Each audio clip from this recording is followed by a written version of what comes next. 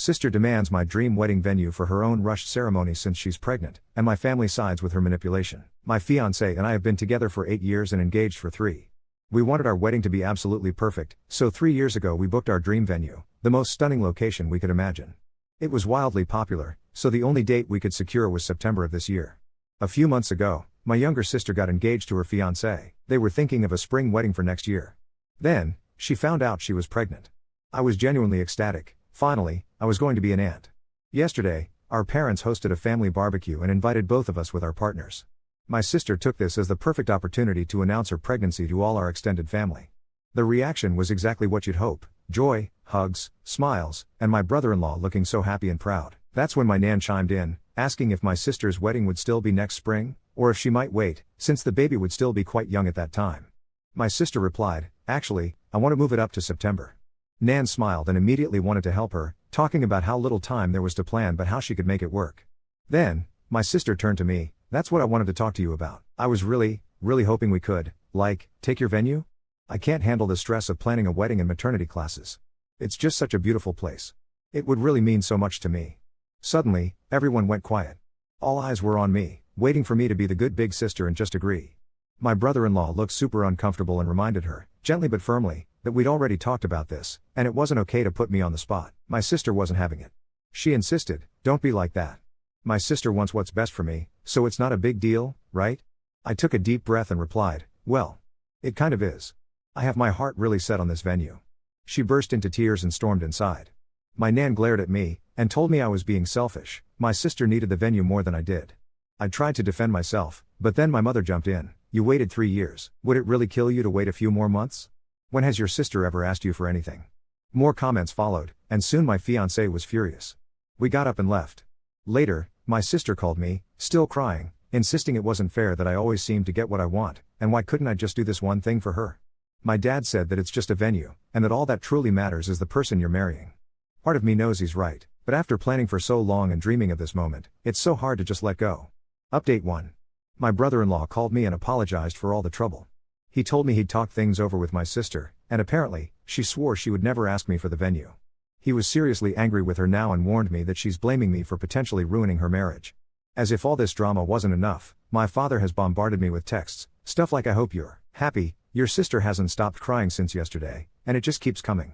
My fiancé and I made a tough call. We decided to boot my sister from the bridal party and replace her with my aunt, who happens to be the only family member to take my side. We haven't yet decided if we'll invite my family at all to the wedding. To make matters worse, my mom decided to escalate everything and called my fiancé's parents. She told them that, since my sister is pregnant and preeclampsia runs in the family, it would be best for her to have the venue. I have no idea what that's even supposed to mean.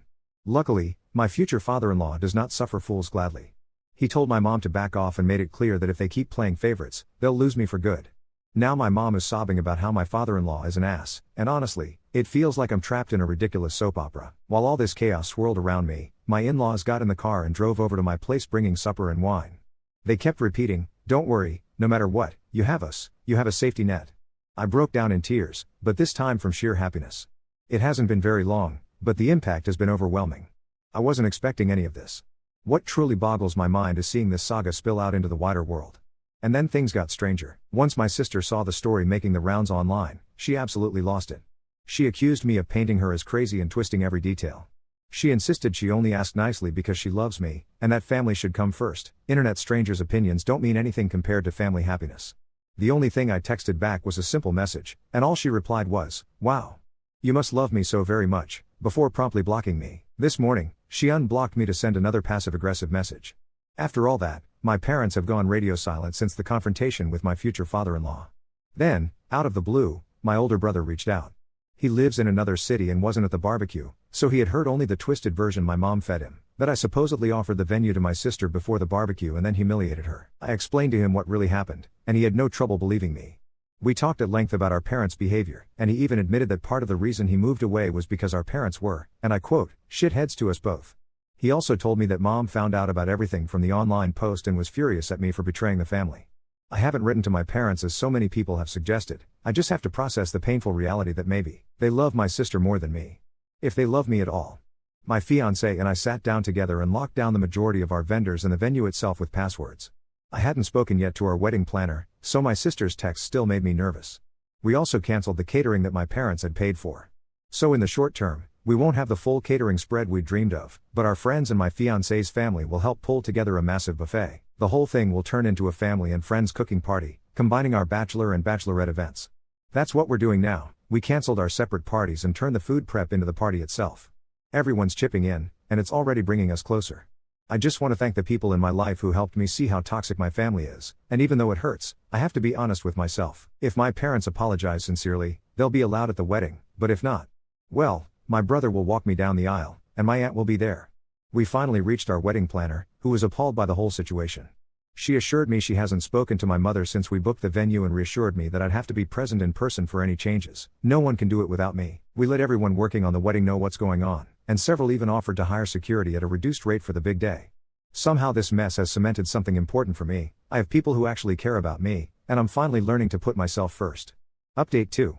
A few days have passed since everything exploded, and, surprisingly, we've managed to sort out a lot. Vendors all have unique passwords now, we've hired extra security, and the menu for the family and friends cookout is officially chosen. On top of that, I'm finally starting therapy soon, which feels like a much needed step forward. But of course, not everything has been resolved so neatly. My sister, never one to let drama rest, has started a digital campaign against me on Facebook. Passive-aggressive posts galore, overflowing with how I've made her depressed and ruined her happiness. Her friends have taken it upon themselves to send me a barrage of nasty messages, calling me every name under the sun for daring to stand up for myself. As for what happened to my brother-in-law, I won't share his story here, he deserves the right to tell it himself, on his own timeline. To protect my sanity, I blocked every single attempt at online harassment, including from my sister herself. But just when I thought things might settle, I walked out 2 days ago to find my car absolutely covered in eggs. Turns out, my sister's best friends had decided it was time to get involved, and gave my car a new shell. I called the police, and my neighbor, whose favorite pastime is spying from her window, immediately identified the culprits. She might be grumpy, but she can be quite lovely if you get to know her. I was angry, sure, but a little grateful, knowing someone was at least on my side. Then comes the part that really raised my blood pressure. After days of silence, my parents called, wanting to talk things out. I was wary but agreed to meet them, my fiancée by my side, at our apartment. The moment they walked in, I saw my mom had been crying, and for 10 whole minutes, I actually felt bad for her. Just 10 though. A lot of people in my life had speculated that my sister must have some diagnosis that explained the way my parents babied her, or that they held back to avoid her infamous meltdowns. But, no, my sister is exactly what she appears to be, a selfish person, with no medical reason for her behavior.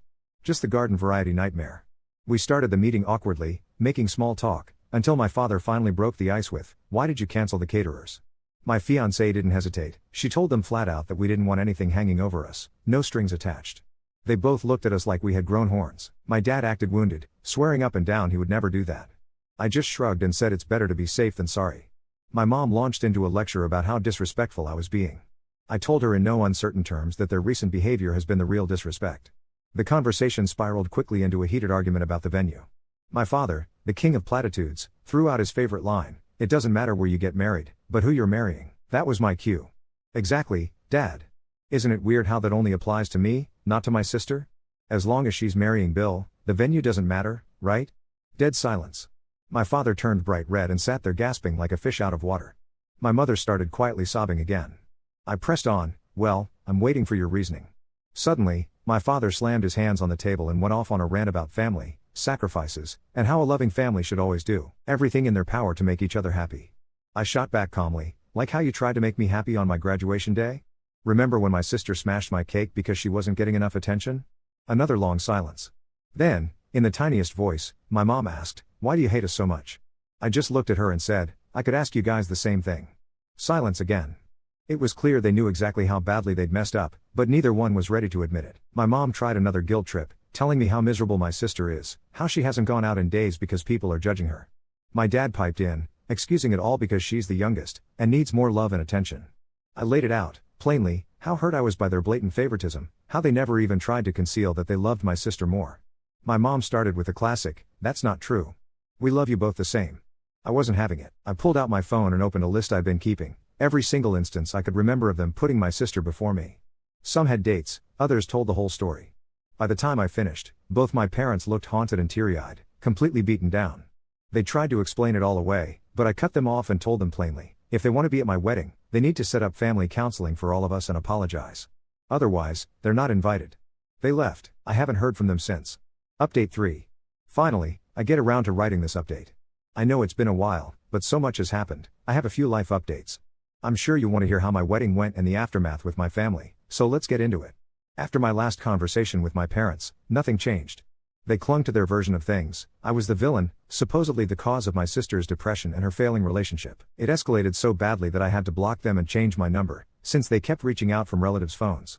It was a miserable experience, especially during what was supposed to be such a special time in my life. My sister and her entourage started harassing me on Facebook and Instagram. It got to the point where I just deleted my accounts altogether. The mental toll was heavy, but my husband's family, my friends, and my brother really helped me through it. I ended up cutting off every family member who gave me grief for sticking with my wedding date. Just a few days before the wedding, my nan showed up at my door, literally begging me to let her come. We had a long, emotional conversation. She apologized, though she still didn't fully understand why switching weddings wasn't an option, but promised not to pressure me anymore. We hugged, and I know things aren't fully back to normal between us, but it was a start. The bachelor party was legendary. We cooked well into the early morning, and everything tasted amazing. My husband even baked a gorgeous 3-layer cake. The wedding morning itself was peaceful and full of anticipation. My bridesmaids and I got ready together, sipped Prosecco, and took lots of photos. My dress fit perfectly. I truly felt beautiful. But all that calm disappeared when it was time to leave for the ceremony.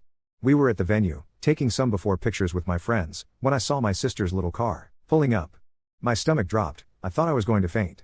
One of my friends raced off to get a security guard because the last thing I wanted was another Hulk smash moment at my wedding. My sister was angry, crying, and the moment she spotted me, she started screaming all kinds of obscenities.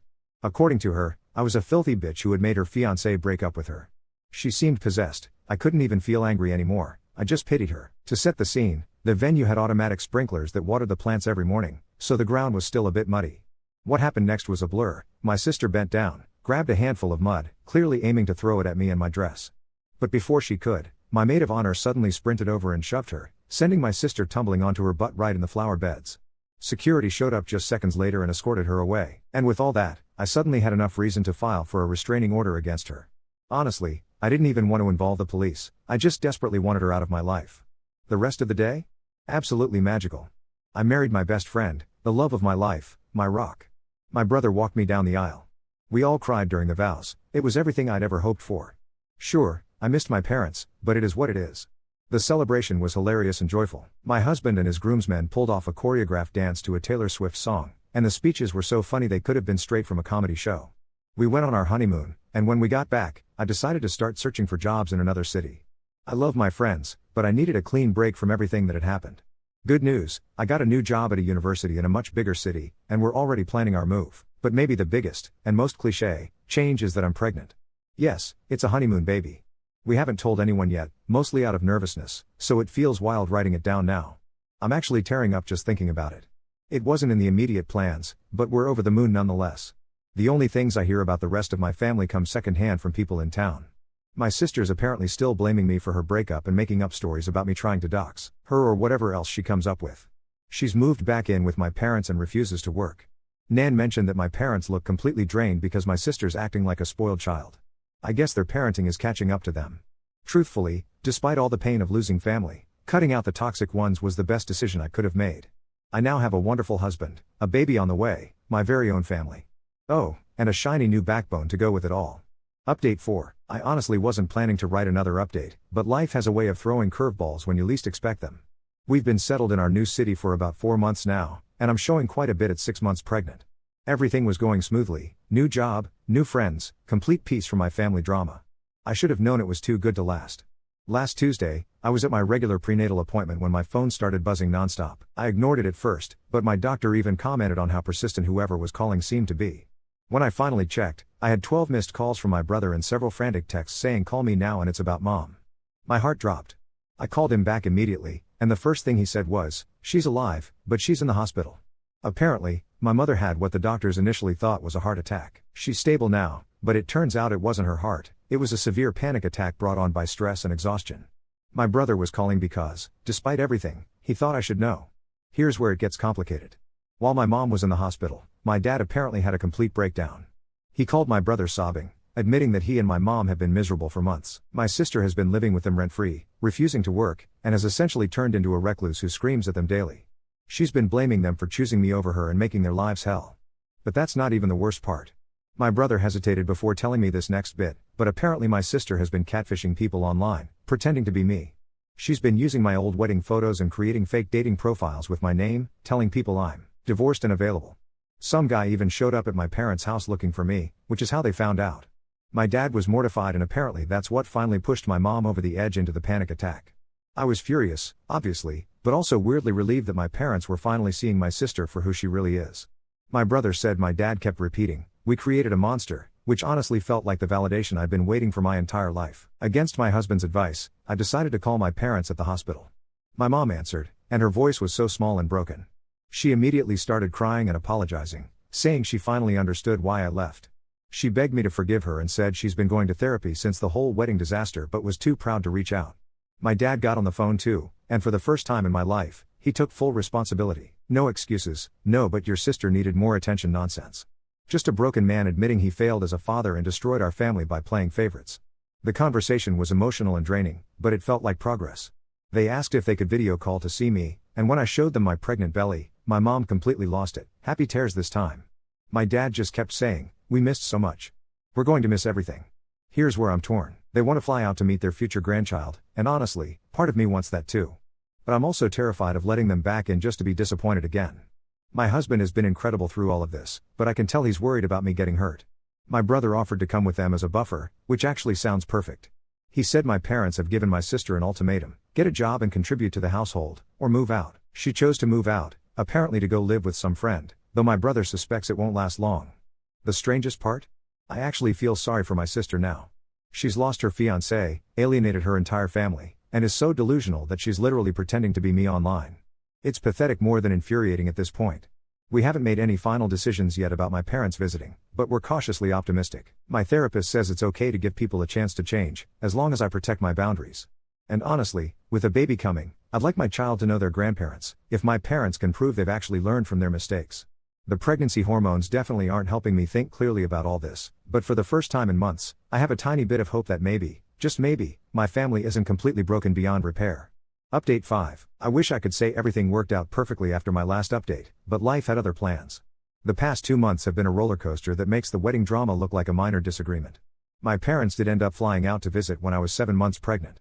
The reunion was awkward but hopeful. My mom couldn't stop touching my belly and crying, while my dad kept apologizing and asking if he could help set up the nursery. My brother came with them as promised, and honestly, his presence made everything bearable.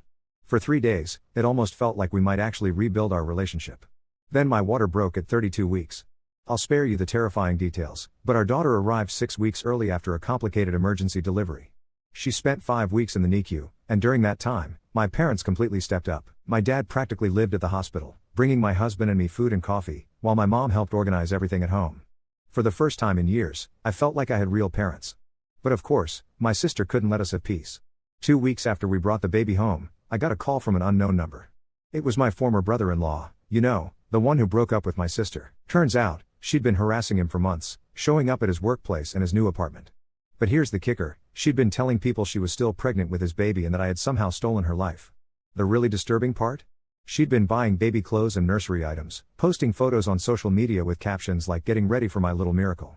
When her friends started asking questions about her still flat stomach, she claimed she was having a cryptic pregnancy where she wouldn't show until the very end.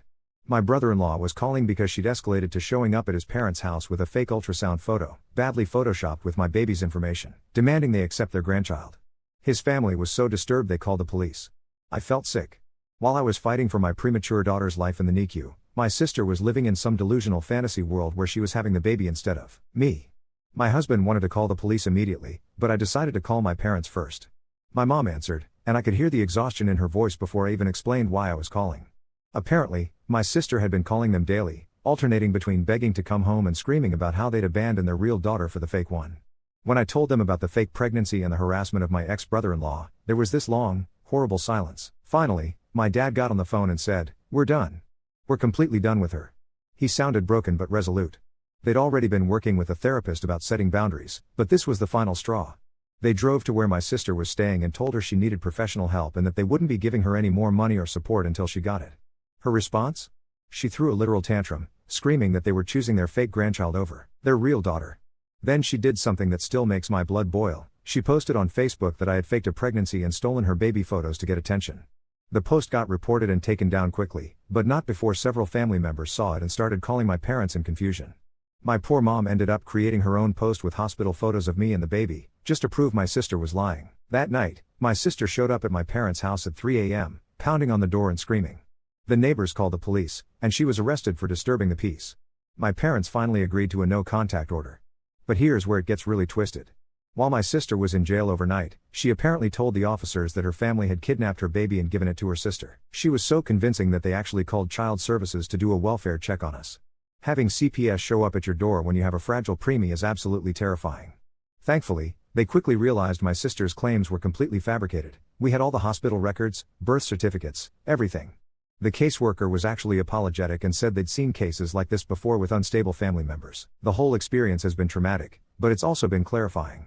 My parents have been incredible through all of this. They're genuinely trying to make amends and have been amazing grandparents. My dad even took a leave of absence from work to help us during the baby's first few weeks home. As for my sister, she's been committed for a psychiatric evaluation. My parents are hoping she'll finally get the help she needs, but honestly, I'm past caring. I have a beautiful daughter, a supportive husband, and parents who are finally acting like parents. The restraining order is in place, and we're considering moving even further away once my maternity leave ends. I never imagined my family drama would escalate to this level, but I guess some people really will do anything to avoid facing reality. My daughter is thriving now, by the way. She's small but healthy, and watching my husband become a father has been the most beautiful thing in all this chaos. Sometimes I look at our little family and can't believe we survived everything to get here. Update 6. I really thought the last update would be my final one, but life apparently had other plans. It's been 3 months since my sister was committed, and just when I thought we could finally move forward, everything exploded again. This time in ways I never saw coming. My daughter is doing amazing now, hitting all her milestones despite her early arrival. My parents have been wonderful grandparents, and my dad even built her the most beautiful crib with his own hands. We were actually discussing them moving closer to us so they could help more regularly. I was starting to believe we'd finally found our happily ever after. Then my brother called last week with news that made my stomach drop. My sister had been released from the psychiatric facility earlier than expected. Apparently she'd been model patient and convinced them she was stable. But here's the thing, she never came home. My parents thought she was staying with friends, getting her life together. They were even cautiously hopeful. Turns out, she'd been living 2 hours away under a different name. How do I know this? Because she'd been working at my husband's company. Yes, you read that right. My sister somehow got a job at the same firm where my husband works, using our mother's maiden name and claiming she was recently divorced. She'd been there for 6 weeks, working as a temp in a completely different department. My husband had no idea. It's a huge company with hundreds of employees. The only reason we found out was because she made a move on him. My husband came home last Tuesday looking absolutely shell-shocked. He sat me down and said he had something crazy to tell me. Apparently, this new girl from accounting had been asking around about him, finding excuses to bump into him at the coffee machine, that sort of thing. He thought she was just being friendly since he mentioned he was married with a new baby. But that day, she cornered him in the elevator and started coming on strong, saying things like how she could tell he was unhappy and how new mothers sometimes lose themselves after having babies. She actually put her hand on his chest and suggested they grab drinks sometime. My husband is many things, but subtle isn't one of them. He told her flat out that he was happily married and completely devoted to his wife and daughter. That's when she said, even if your wife's family hates her? Even if she's caused nothing but problems? Something about the way she said it made him really look at her for the first time. That's when he realized she looked familiar, but he couldn't place her until she smiled. It was that same twisted smile my sister always got when she thought she was being clever. He immediately went to HR and security. When they pulled her employee records, everything started unraveling. The address she'd given was fake, the references were made up, and she'd somehow gotten past their background check by using variations of our mother's personal information. But here's where it gets really disturbing. They found out she'd been accessing the employee database, looking up my husband's schedule, his emergency contacts, which included me, and even his salary information. She'd been planning this whole thing. When security confronted her, she completely lost it. Started screaming about how my husband belonged with her because I was a terrible wife who had destroyed her family. She actually claimed that my baby was supposed to be hers and that she was just trying to fix what was broken. The police were called, and she was arrested for identity theft, harassment, and stalking. But the worst part?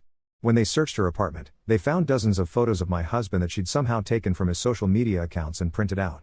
She had them arranged on a wall like some kind of shrine, along with pictures of our baby that she'd cropped so I wasn't in them. There was also a journal filled with detailed plans about how she was going to win him over and become our daughter's real mother. She'd written out scripts for conversations, planned accidental meetings, and even researched ways to make me look like an unfit parent. My husband is traumatized. He keeps apologizing, as if any of this was his fault. He's worried that somehow he encouraged her behavior, which is absolutely insane. The man barely talks to female cashiers at the grocery store. He's the least flirtatious person on earth. My parents are devastated. My dad actually broke down crying when I told him, saying he feels responsible for creating this monster. My mom has been calling me hourly, alternating between apologizing and making sure we're all safe. They want to fly out again, but honestly, I'm not sure I can handle any more family visits right now. The company has been great. They've offered my husband counseling and are cooperating fully with the police investigation. They're also reviewing their hiring practices because apparently my sister isn't the first person to slip through with fake credentials. But here's what's really eating at me. How long had she been planning this? The psychiatric facility said she was released early for good behavior, but now I'm wondering if she was just biding her time, planning her next move. Did she research my husband's company before she was even committed? Had she been stalking us longer than we realized? The restraining order we had apparently didn't cover her using a fake name, so our lawyer is working on getting additional protection. We're also looking into private security, which feels insane but necessary at this point. I keep thinking about how she stood in that elevator with my husband, trying to seduce him while talking about how I'd caused problems for my family. The audacity is breathtaking, but what scares me more is how calculated it all was. This wasn't some impulsive breakdown. This was a months-long plan to insert herself into our lives. The trial is going to be a nightmare, and I have a feeling this is far from over. My sister clearly isn't going to just give up and move on. But at least now we know exactly what we're dealing with, and we can protect ourselves accordingly. I just hope my daughter never has to know about any of this when she grows up. She deserves better than having an aunt who's completely unhinged.